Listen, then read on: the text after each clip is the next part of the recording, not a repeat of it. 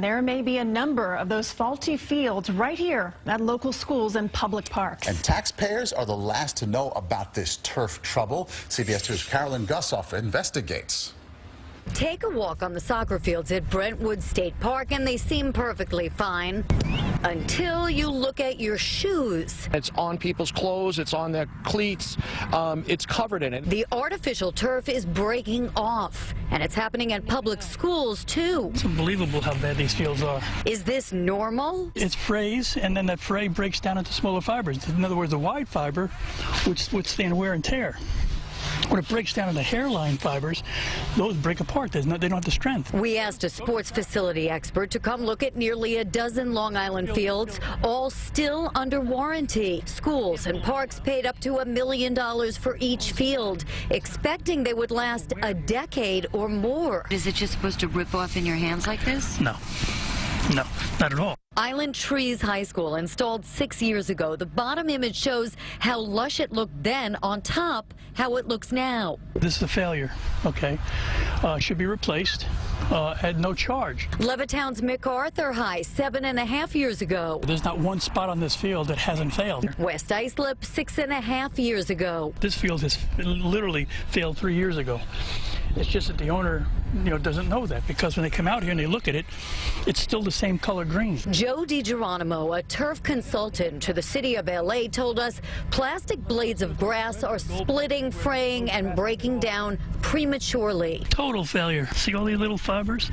See how they're all split? Weak, broken fibers, he says, could make fields less safe, requiring them to be replaced much sooner. They're not getting their money's worth. And the life expectancy of this field has been shortened by 30 to 35%.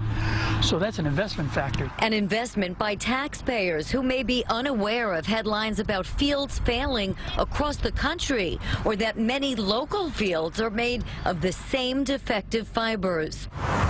Unaware of a turf war that began in 2011 when industry leader Field Turf sued a fiber manufacturer, claiming the product was a bait and switch and degraded prematurely because it was less durable with less UV protection.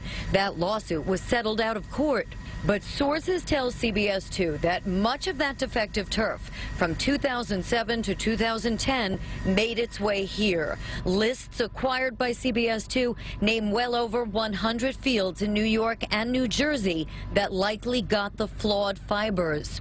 Field turf has shown to be the better investment. Cash-strapped schools and municipalities paid up for a more expensive field because they thought it would pay off in the long run. And they paid a premium to get something that would last, and it's not lasting. The legal team representing 3 California schools suing Field Turf says the company crossed the line by not notifying schools about the defect. When you sell something knowing it's going to fail and knowing that it isn't what you're billing it to be, in our world, that's fraud. Field Turf says it did not notify every customer about the defective turf because the breakdown has arisen in only about 2% of its 7,000 fields and primarily in higher UV environments. But sources point to field failures upstate and in Rhode Island, Ohio, and Pennsylvania as evidence this is not just a Sun Belt problem.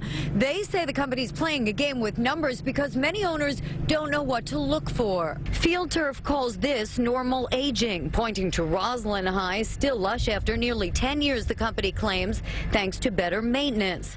But sources say Roslyn did not get the defective turf.